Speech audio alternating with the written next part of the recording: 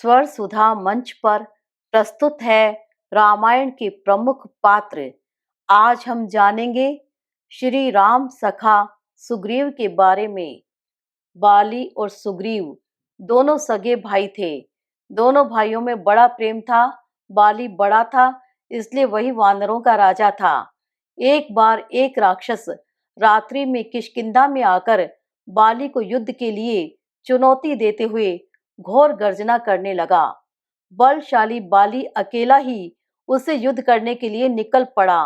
भ्रातृ प्रेम के वशीभूत होकर सुग्रीव भी उसकी सहायता के लिए बाली के पीछे पीछे चल पड़े।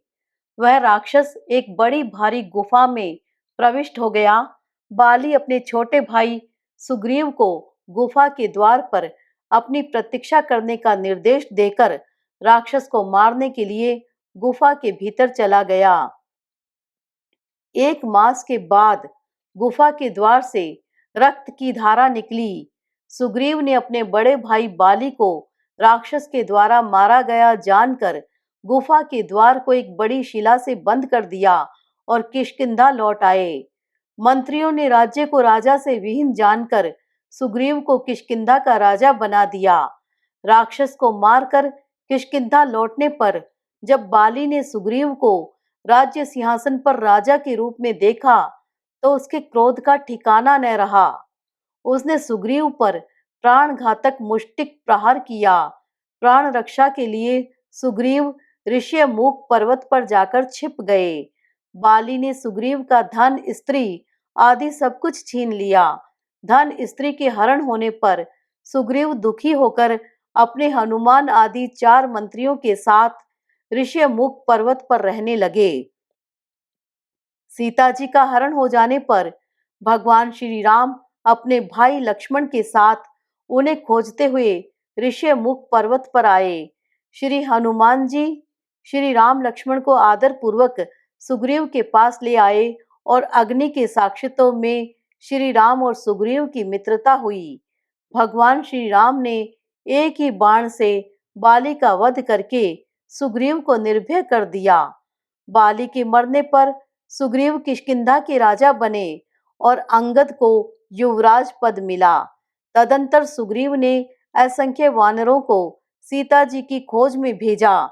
श्री हनुमान जी ने सीता जी का पता लगाया। समस्त वानर भालू श्री राम के सहायक बने। लंका में वानरों और राक्षसों का भयंकर युद्ध हुआ। उस युद्ध में सुग्रीव ने अपनी वानरी सेना के साथ विशेष शौर्य का प्रदर्शन करके सच्चे मित्र धर्म का निर्वाह किया। अंत में भगवान श्री राम के हाथों रावण की मृत्यु हुई और भगवान श्री राम अपने भाई लक्ष्मण, पत्नी सीता और मित्रों के साथ अयोध्या लौटे। अयोध्या में भगवान श्री राम ने गुरुदेव वशिष्ठ को सुग्रीव आदि का परिचय देते हुए कहा, ए सब सखा सुनहु मुनि मेरे, भय समर सागर कह बेरे। मम हित लागी जन्म इन्हें हारे, भरतउ ते मोही अधिक प्यारे। भगवान श्री राम का यह कथन उनके हृदय में सुग्रीव के प्रति अगाध स्नेह और आदर का परिचायक है। थोड़े दिनों तक अयोध्या में रखने के बाद भगवान ने सुग्रीव को विदा कर दिया। इन्होंने भगवान की लीलाओं का चिंतन और कीर्तन करते हुए बहुत दिनों तक राज्य किया और जब भगवान ने अपनी लीला का स्मरण किया तब सुग्रीव भी उनके साथ साकेत पधारे। जय श्री राम।